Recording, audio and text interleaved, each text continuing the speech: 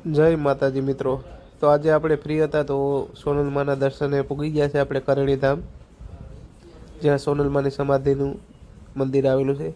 અને મિત્રો તમને પણ આપણા યુટ્યુબ સબસ્ક્રાઈબરને સોનલ આઈના દર્શન કરાવું।